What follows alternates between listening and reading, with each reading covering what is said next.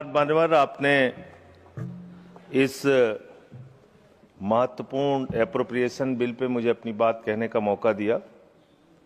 मान्यवर, इस पूरे बिल को देखने के बाद जो डिमांड्स है माननीय मंत्री जी की, उसमें जो मौजूदा परिस्थितियां हैं उसके लिए 57,000 करोड़ रुपए की मांग उन्होंने सदन से की है मंजूरी के लिए।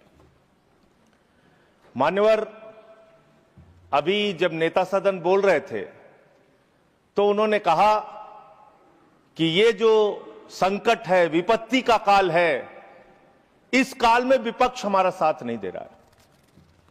ये विपत्ति आ पड़ी है, आई हुई विपत्ति है, इसमें तो सबको साथ देना चाहिए। लेकिन मैं आपके माध्यम से सरकार से पूछना चाहता हूं, यह विपत्ति आई हुई कैसे है? मान्यवर, यह विपत्ति लाई हुई विपत्ति है। यह लाई गई समस्या है, यह लाया हुआ संकट है, आया हुआ संकट नहीं मान्यवर। तो यह लाया हुआ संकट कैसे है?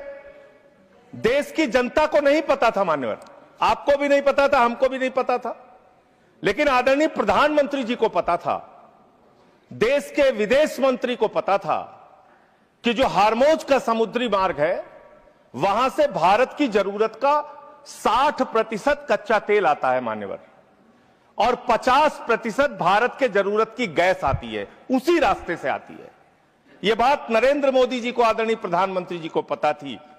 तो मैं आपके माध्यम से पूछना चाहता हूं कि जब वो हार्मोज का समुद्री मार्ग 60% से ज्यादा ईरान के रास्ते में आता है, ईरान के कब्जे में आता है, तो ईरान से तू कौन मैं खामखा जबरदस्ती झगड़ा करने की आपको जरूरत क्या थी? इसलिए आपने जानबूझकर देश को संकट में डाला है। यह संकट आया हुआ संकट नहीं है, यह लाया हुआ संकट है, और इस लाए हुए संकट के सबसे बड़े जो प्रायोजित किया है जिन्होंने संकट, उसका नाम है देश के प्रधानमंत्री आदरणीय नरेंद्र मोदी जी।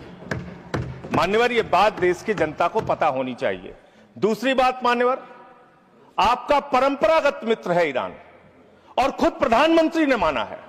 प्रधानमंत्री जी जब गए थे ईरान की यात्रा में, उन्होंने कहा भारत और ईरान की दोस्ती इतिहास से भी पुरानी है। ये प्रधानमंत्री के वक्तव्य हैं। उन्होंने खामेनेई जी को कुरान की पांडुलिपि भेंट की थी 7वीं शताब्दी की मान्यवर। उन्होंने चाबार पोर्ट का समझौता किया था, जिसका बखान प्रधानमंत्री ने खूब किया कि भारत का व्यापार बढ़ जाएगा, पाकिस्तान की अब हमें जरूरत नहीं पड़ेगी, अब हम अपना एक अलग रास्ता बना के और भारत के व्यापार को बढ़ाएंगे। और वहां पर सरकार ने सैकड़ों करोड़ रुपए चाबार पोर्ट पे वेस्ट किया।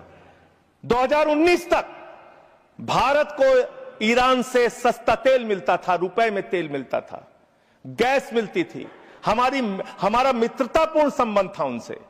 लेकिन भारत के प्रधानमंत्री खामेनेई की मौत पे खामोश रहते हैं। 160 स्कूली बच्चे मार दिए जाते हैं, खामोश रहते हैं। और इतना ही नहीं मान्यवर, ईरानी नौसेना को हमने अपने युद्धाभ्यास में बुलाया, और जब वो नौसेना का जहाज वापस जा रहा था, 100 नौसैनिक मार दिए गए ईरान के, अमेरिका के द्वारा। प्रधानमंत्री खामोश। हमारे मेहमान मारे गए, एक शोक संवेदना के शब्द हमने नहीं बोले।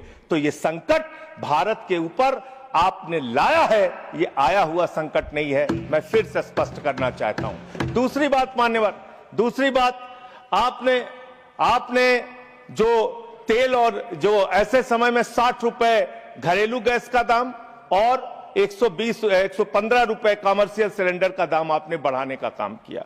तो पूरे देश में एक हाहाकार की स्थिति है। इसको नियंत्रित करने के लिए झूठ बोलने के बजाय सच्चाई को स्वीकार कीजिए। और आज जो कहा गया कि हार्मोज समुद्री मार्ग खुल गया है, गलत जानकारी सदन को नहीं देनी चाहिए। हार्मोज समुद्री मार्ग से मात्र 2 जहाज आपके आए हैं, 22 जहाज अभी भी आपके रुके हैं। मैं शुभकामनाएं देता हूं कि आप वार्ता करके उस समस्या का समाधान कराइए। अभी है मान्यवर समय है।